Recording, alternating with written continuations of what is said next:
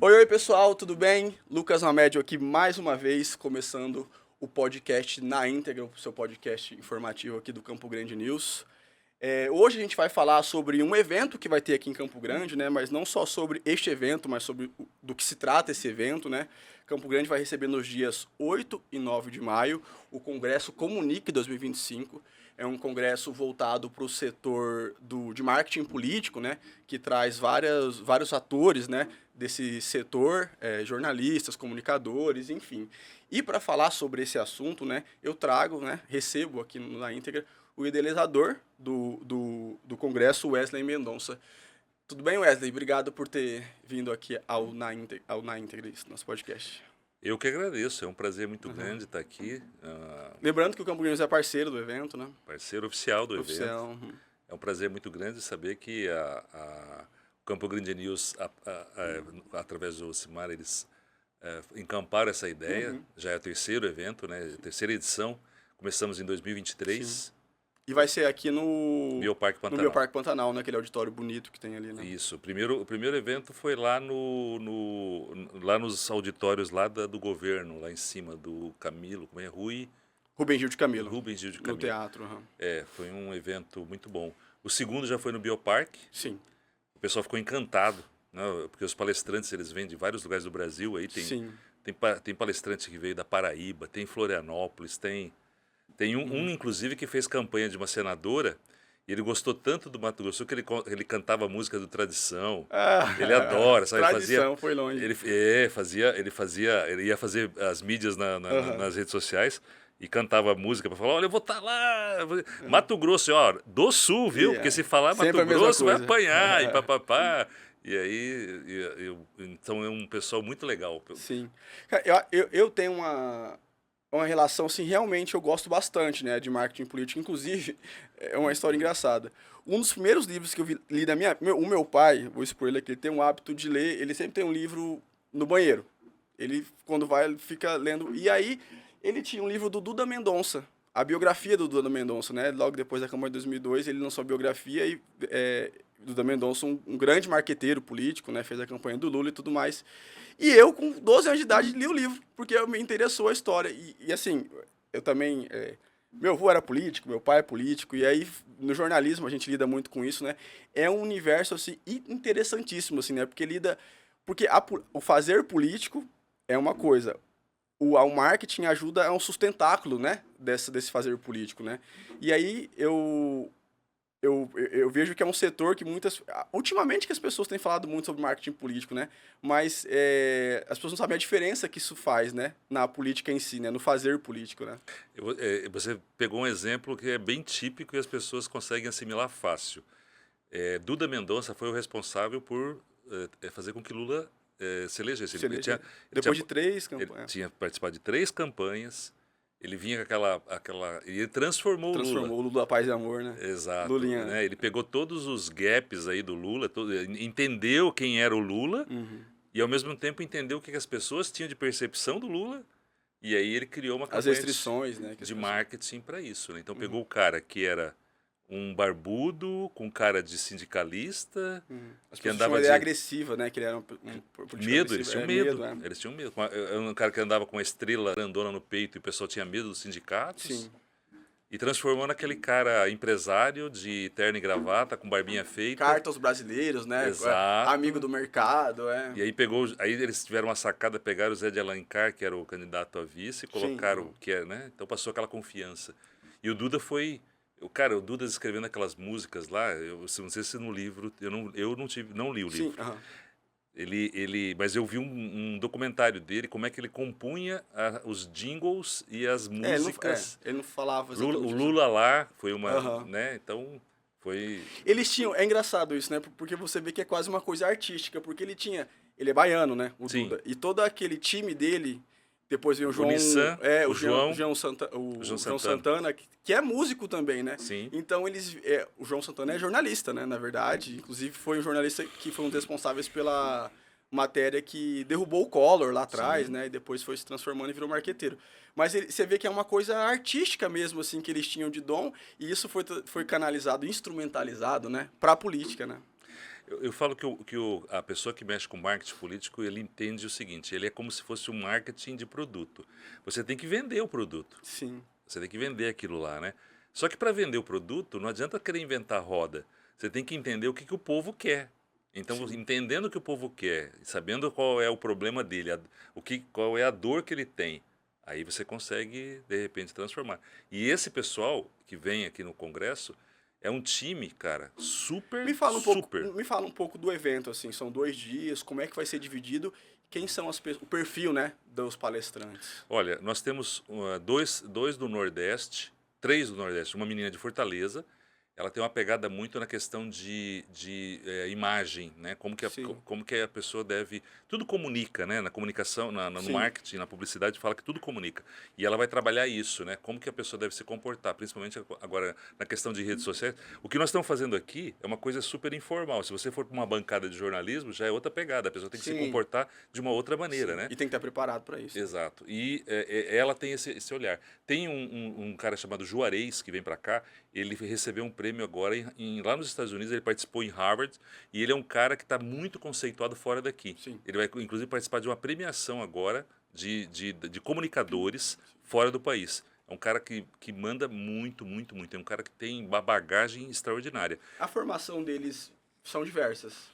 Tem o Emerson Saraiva, esse todo mundo já ouviu falar. Ele é meio conhecidão porque ele é o cara de chão de fábrica, aquele cara que entende como é que faz o negócio, ele Sim. fala a linguagem que todo mundo entende, sabe? Sim. Ele manda muito bem. Então, assim, ele tem lá o Netflix da política, que a gente chama, Uhum. que é aquela coisa de você comprar um curso de não sei quantos capítulos e Sim. você assiste. E ele é o papa nisso aí, Sim, sabe? sim. Muito bom. Tem o Lucas Pimenta, que é uma figuraça, ele anda com camisa só de basquete e bermudão e tênis, e ele fala sobre redes sociais. Ele fez campanha de redes sociais ele fez campanha pro Haddad, Uhum. fez aqui no Mato Grosso, ele fez para Soraya, e ele é um cara que manda muito assim, a linguagem dele é uma linguagem que aproxima, e ele é polêmico. Por exemplo, ele falou, lançou um post agora, um videozinho, né, falando assim que tanto o Bolsonaro e Lula nos enganaram. Eles fizeram um acordo e você não sabe. A chamada foi essa. Sabe aquela chamada atenção, para chamar atenção? Depois ele vai desmistificar isso no post, né? Sim, sim, sim. Mas ele é desse jeito, as pegadas dele são nessa aí, entendeu? Então ele traz muito e mostra muito como que você faz isso para reter a atenção das pessoas nas redes sociais. Então tem assim, tem uma coisa muito interessante que é a linguagem simples. Não sei se você já ouviu falar disso.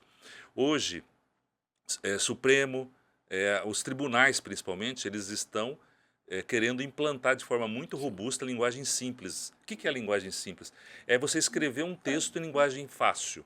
Então, por exemplo, lá tem uma petição. Quando um oficial de justiça vai na casa de alguém, a pessoa lê o que está determinando ali, o cara não entende nada. Eu leio muito processo, né? Faço muito matéria de decisão. É que com os anos eu aprendi a entender, mas assim, no começo é complicado. E aí eles estão implantando a linguagem simples dentro do judiciário, Sim. dentro de vários órgãos. Legal. E ele vem falando sobre isso. É uma coisa que você vai escutar muito daqui para frente. Vai crescer Porque muito. é uma das coisas que a gente aprende, inclusive, na faculdade. A comunicação é aquilo que se entende, não é aquilo que se fala a priori, né? Então, assim, tem que ser pensado nisso. Uma pergunta... Mas só uma coisa que esses dias eu estava escutando um jingle da vassourinha, fugiu o nome dele, polêmico. Mas político? Político, varre a vassourinha. E aí aquela linguagem toda coloquial, tipo repórter Esso, você lembra como é que era? Como é que eles falavam de forma... Mas era antigo esse jingle? É muito antigo, entendi. é muito antigo. E a linguagem vai mudando. As Nossa, coisas vão, né? Eu imagino, que é mais assim, com a música, com o rap, com... isso que eu ia te perguntar até, né? Eu acho assim, penso eu talvez, era mais simples, né? Tinha menos ferramentas o marketing político na década de 90. E eu acho que existia um momento que nem existia um marketing político, né? Dependia do político, né? Dependia daquele instinto político. hoje em dia deve ser uma complexidade, né? Uma campanha, ou até um desenrolar. Você viu o Lula aí trocando, o Sidônio ficou famoso, né? O novo marqueteiro do governo federal, porque transformou a rede social do Lula e outro lá foi demitido, o Paulo Pimenta e tal.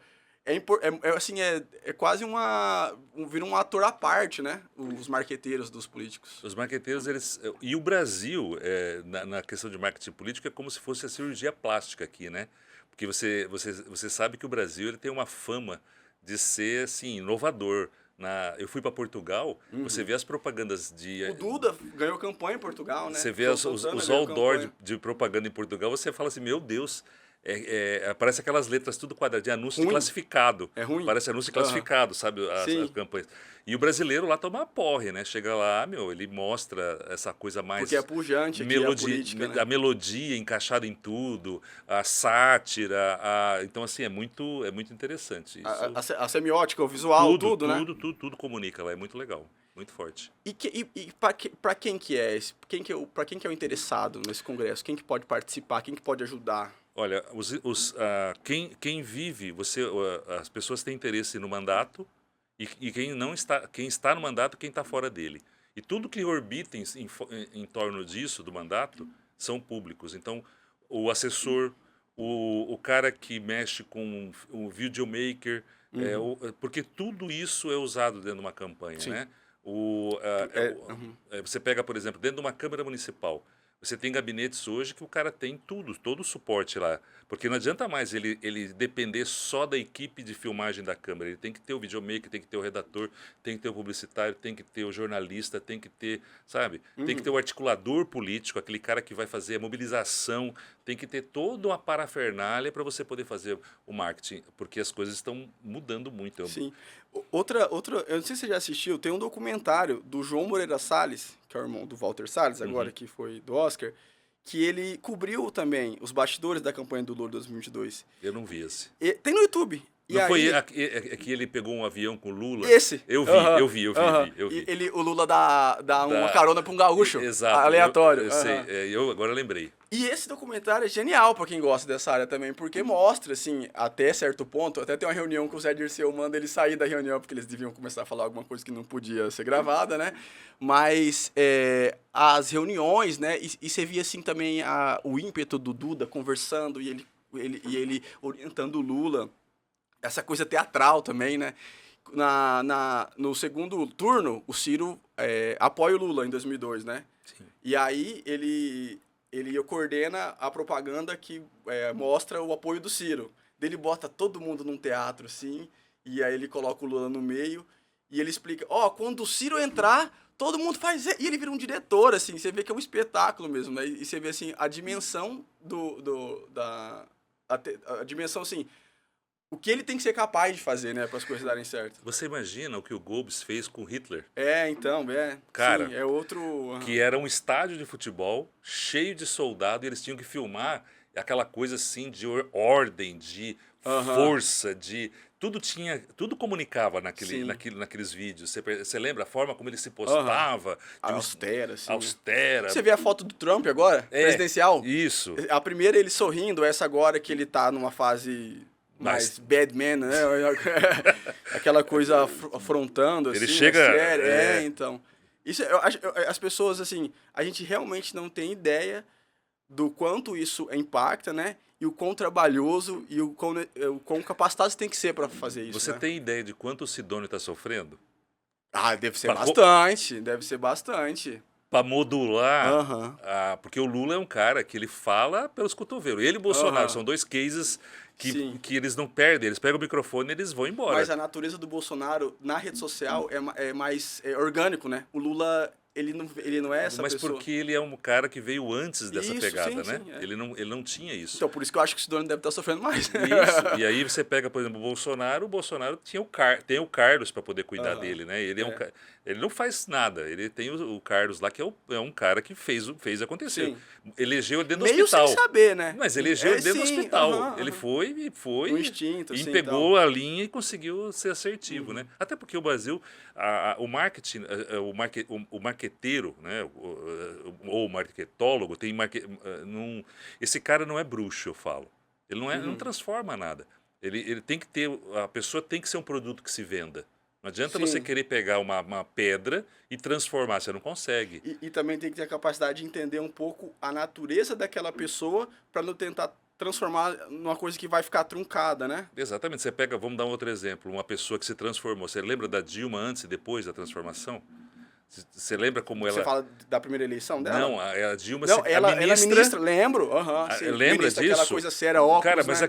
aquela transformação, se você fosse, se ela fosse por um capital dela, ela não entraria. Sim. Ela entrou por conta do momento do Lula, que ele saiu, e ele foi lá e, pum, Botou a cacifou mão. ela. Aham. Mas se você fosse pegar ela não tinha. Técnica, Não aham, era tinha, uma. É. não tinha. E vários. Existem vários exemplos, né, de políticos que foram transformados, né, na mão pelo marketing político, ou transformados, assim, tinham uma carreira e tiveram que se reinventar, ou realmente foram inventados, né? Eu vou te dar um exemplo aqui, ó. Quando eu fiz especialização lá na USP em marketing político, eu tinha um professor chamado Celso Minoro, se eu não me engano. Ele era um cara dos bastidores, porque os marqueteiros, os grandes, eles contratam esse pessoal técnico acadêmico, né? Sim. E eles fizeram uma pesquisa quali e levantaram, dentro da Dilma, qual era o perfil da Dilma, porque a Dilma tinha uma rejeição visual extrema. Sim. Mesmo depois que eles transformaram ela, deram aquele banho de laque nela, ela mesmo assim tinha uma rejeição grande. E eles detectaram nas qualis uma coisa que foi o seguinte, não sei se você vai lembrar. Ela sempre entrava nos lugares, nos vestidos meia torta. E ela não olhava direito para as pessoas, sabe? Eles detectaram isso, porque ela passava um ar de arrogante quando ela entrava. E isso estava baixando muito, estava tendo difícil emplacar ela com a população. Olha o nível de detalhamento, né? Exato. Sabe o que era que eles detectaram? Que era a bolsa de colostomia, que ela estava fazendo um tratamento na época, que ela estava com câncer.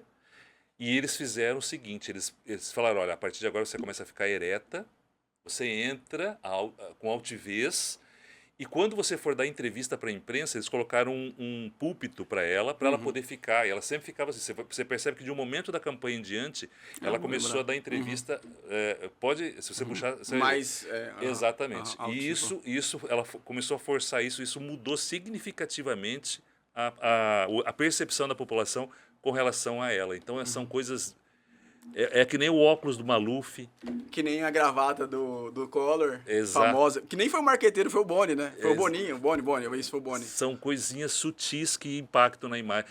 É que nem a pessoa que mexe com mídias sociais, ela faz um anúncio, sempre faz o teste AB, porque ela nunca sabe, às vezes do nada tem uma preferência por causa de uma cor aquele anúncio. Sim. Muda totalmente a percepção da pessoa na hora de comprar ou a mensagem ou a mercadoria. E assim, as redes sociais transformaram o marketing político, né? Totalmente, totalmente. Na verdade, as redes sociais transformaram a opinião pública como um todo, né? Hoje a gente fala o seguinte, que a pessoa, ela consome a rede e valida com os portais como Campo Grande, News, como os portais maiores, né? Ele vem validar a informação para checar. Sai uma notícia, hoje em dia a pessoa fica perdida, se aquilo é fake ou não, né? Sim. Aí ela vem validar. Se bem que estamos em xeque hoje em várias situações, aí, mas hoje é mais ou menos isso No que Campo funciona. Grande News não, hein? Campo Grande não, nem o Grupo Agita de Comunicação em Três Lagoas. É isso aí, mas eu entendo o que você está falando. E assim, existe também o campo assim, dos dados, né? Os big data, as informações das pessoas, elas são muito valiosas, né? Para quem faz marketing político, né? Para compreender, né? É absurdo isso, sabe? Se você entrar na Netflix, tem um documentário de como que as Big Techs manipulam. Você já chegou a assistir aquele documentário? Esse não, mas já vi vários textos em relação a isso. É coisa absurda como que o comportamento das pessoas. E cada vez mais o marqueteiro está pautado. Ele tem que ter uma pessoa de TI e de inteligência de dados junto na campanha.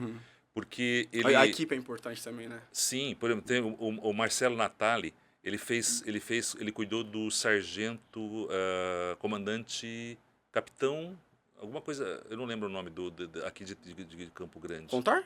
Não, ele é deputado. O Coronel Davi? Coronel Davi. Ele cuidou das redes do Coronel Davi. E uma vez eu tive acesso ao dashboard para ver as campanhas que eles desenvolveram para as redes sociais. Meu amigo, eles tinham o calor Sabe o calor onde estava vermelho, e depois eles fizeram o mesmo mapeamento com o calor para ver nas urnas. Ele apresentou isso no congresso passado, no Comunique 2024. São coisas que a gente não tem nem... Não tem ideia, cara. É impressionante. Hoje assim, você tem acesso, hoje você tem acesso à informação das pessoas de forma... a própria campanha que você faz traz uma série de informações da pessoa que você consegue traçar toda a campanha, toda a comunicação, qual é o público que gosta dele, onde está emplacando, onde está tendo dificuldade de emplacar, qual é a região, tudo isso você tem controle. Essa figura do marqueteiro, quando ele é o líder, ele vira quase uma pessoa só que tem acesso às informações e vai tomando as decisões ali, né? Na verdade, ele tem que ter a ideia do todo, ele tem que entender aonde entra a rede social, aonde entra a comunicação com o eleitorado direto, do candidato com o eleitorado, aonde entra o candidato com o debate, porque o debate pode matar um cara, entendeu? Então, aquilo é preparado, tem um estudo. Vimos o Biden... Temos um estudo, nós temos um exemplo no Mato Grosso do Sul, de debate que, de repente, mudou o jogo. Que já aconteceu? Pode falar. Vou contar. Ah, tá. Você achou? Eu achei que teve ali foi contra o do segundo turno, né? A forma como você consegue se sobressair, se você tiver Você achou que foi determinante? Eu achava que o contrário já ia perder. Eu acho que não foi determinante, mas foi assim aquela empurradinha que faltava, né? Entendi. Então assim, a insegurança num debate é muito forte, a forma como as coisas acontecem é muito forte. Imagina. Se não tiver treinamento. Mas debate é importante para você ainda? Eu não assisto debate, olha que eu sou jornalista. O debate não, mas os recortes dele sim. Aí então, mas aí a gente fala, é porque assim, mas o recorte de tudo é importante, né? Exato. Nós estamos numa nova era. A era que o cara não tem 3 segundos mais. O deputado federal não vai na tribuna para falar para os colegas, né? Ele vai pro corte, né? Ele pede a ordem, a questão de ordem pro corte, né? De repente, aqui nessa nossa entrevista, os cortes daqui serão valiosíssimos para o Comunique. Sim, mas é porque, assim, realmente... É porque eu fiz essa pergunta, porque antigamente... Realmente, o todo do debate, a dinâmica do debate era importante para as pessoas, né? O cara pegava e fazia o quê? Ele ia lá no fogão, hoje vai no micro-ondas, ia lá no fogão, fazia uma pipoca, sentava para assistir o debate. E aí você tinha uma ideia mais ampla, né? Sim. Do que da capacidade de cada um, né? E como hoje em dia, por exemplo, eu assisto assim, se eu tiver que assistir, eu assisto, mas assim, não é um interesse meu. Porque, primeiro que eu acho os formatos engessados, eu acho que dali não sai muita coisa, enfim, é uma questão pessoal. Mas você trouxe essa visão agora que ela é extremamente verdadeira, né? É um produto que é usado para outras coisas também, né? Se desdobra, né? O debate não é mais o ponto principal. Na verdade, o debate ele é conduzido para o recorte, hoje. Hoje o cara vai lá e lacra para ter... Foi o que aconteceu com o maior exemplo dessa campanha em São Paulo foi a do Pablo Marçal. Sim. Ele ia lá para lacrar para ter recorte. E foi o que alavancou ele no começo. Depois começou a dar até... Ele foi demais, né? Perdeu a mão. Perdeu a mão. Foi o que muitos falaram, né? Mas é uma estratégia. Que deu certo. Não deu. Não, no começo, porque ele saiu de 2 para 22%. Mas a estratégia do Nunes foi uma estratégia boa, porque ele soube, dentro as pessoas viam os recortes e falavam assim, não, mas isso é demais. Aí começaram a tentar entender o todo. Aí quando iam entender o todo, ele começou a desqualificar o Marçal. Sim. Porque aí as pessoas viam a ponderação, a sensatez, o equilíbrio e a população... E ele tentou correr atrás, né? O Marçal. Ele tentou reverter. Ele recuou um pouco no tom, né? A pá de cal foi ele não conseguir validar aquilo que ele mais falou, que era a denúncia contra o Boulos, né? Sim. Ele não conseguiu validar, provaram que aquilo não era verdadeiro. Ficou muito leviano, né? Aí matou ele. E outro ponto, pesquisa eleitoral, você acha que ainda faz diferença para as pessoas? A pesquisa faz muita diferença, não para divulgação, mas para a campanha. A pesquisa traz para você, em tempo real, pesquisa é muito mais para você montar a sua estratégia de campanha. E aí é o seguinte, aí você tem lá 3, 4 institutos, os caras estão publicando. Se tem muita divergência nos resultados ali, as pessoas começam a ficar incrédulas sobre o todo. Então, Mas em contrapartida, as campanhas usam... Isso. Aí você usa a pesquisa para poder traçar a estratégia. Sim, a tracking, tendências não tem e tudo como abrir mais. mão dessa aqui. Isso sim, com certeza. Mas eu falo assim, você acha que as pesquisas divulgadas, manipuladas ou não, você acha que isso faz diferença para o eleitor? Faz. Porque... Eu vou te falar um exemplo de situações que ela faz. Tem situações que sim ou não, depende muito do cenário, tá?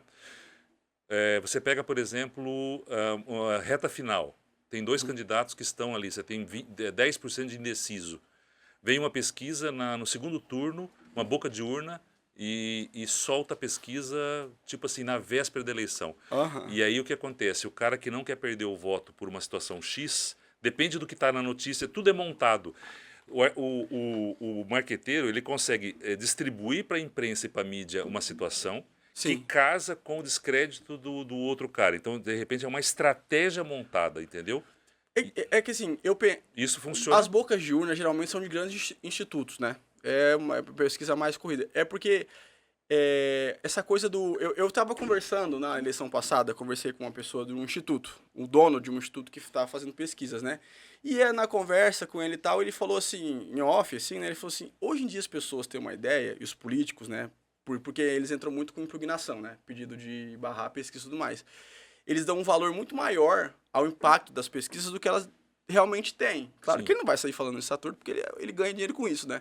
Mas, assim, eu tenho a impressão que não é mais também aquela coisa do, meu Deus, saiu a pesquisa, parou o mundo, ele vai ganhar, eu vou votar nele porque ele vai ganhar. Depende da percepção. Por exemplo, se a população, o povo tem o efeito manada, depende da percepção, depende do momento e do cenário político. Você não pode falar que isso é 100% nessa situação. Então, se você a pessoa comete um deslize ou acontece uma situação na campanha, um momento de crise dentro da campanha, e aí o adversário aproveita aquilo e usa uma pesquisa para poder mostrar que a população está migrando para um determinado momento, a pesquisa impacta. Então, você não pode desqualificar ela, que ela não tem um desqualificar efeito. jamais. Mas ela não tem mais aquela força de ser o cerne do negócio. A capa da Folha de São Paulo, sabe? Aquela que coisa vai decidir uma campanha e pode mudar um jogo. Não, isso você tem...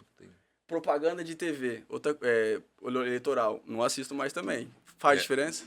Propaganda eleitoral virou quase que chacota, né? As pessoas... 70 minutos pode deixar o cara falando e o outro 2 para mim. Mas aqui sim. Aham. Aqui sim. Então, transformou nisso, né? Tanto que o investimento veio todo para cá, né? As big techs ficaram milionárias, né? O Google que abriu mão nessa última eleição de não participar, né? Por conta das punições eleitorais. Muito mais por isso, porque eles deixaram de ganhar uma grana muito grande, viu? E como é que faz as pessoas se inscreverem? Hoje você pode, a pessoa que estiver interessada pode entrar no congressocomunique.com.br, tá? Que lá vai ter todas as informações. Nós estamos agora no encerramento do primeiro lote, vai entrar no segundo. Então, quem se interessar agora é o momento de comprar com um preço bem bacana. A gente tem, né, no Campo Grande News, quem quiser colocar o nome do, do congresso vai conseguir encontrar. E na matéria tem um link levando até o Campo Grande News, ele tem lá vários banners que tem. Se você entrar lá agora e navegar no Campo Grande News, você vai ter o banner do Comunique lá e você pode clicar e você vai acessar o congresso. Legal. Olha, esse é um assunto que tem muita coisa para você falar, tanto é que existe um congresso para isso, né? E daí a gente está trazendo para cá. Uma dúvida, você tem atuado em campanhas políticas específicas? Como é que você profissionalmente está situado nessa área? Eu, particularmente, tenho dado palestras, tenho dado mentorias para candidatos, participei de algumas campanhas, mas o meu forte é consultoria para o poder público. Sim. Hoje eu foquei mais na consultoria. Então eu cuido do político durante 4 anos de campanha. Bom, chegamos ao fim. Opa, obrigado, passou viu, Wesley? rápido. Passou rápido. Quem está acompanhando o podcast, né, e tiver interesse, né, em participar, realmente é uma oportunidade bastante importante, né?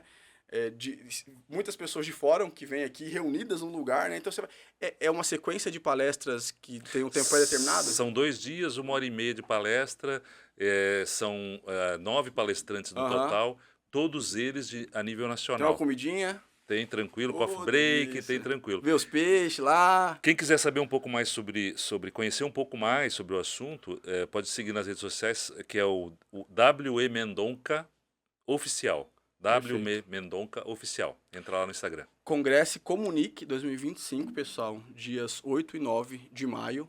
Estão todos convidados a sempre também assistirem, ouvirem na íntegra nosso podcast também, a acessar o Campo Grande News. Obrigado pela companhia mais uma vez. Tchau, tchau. Tchau.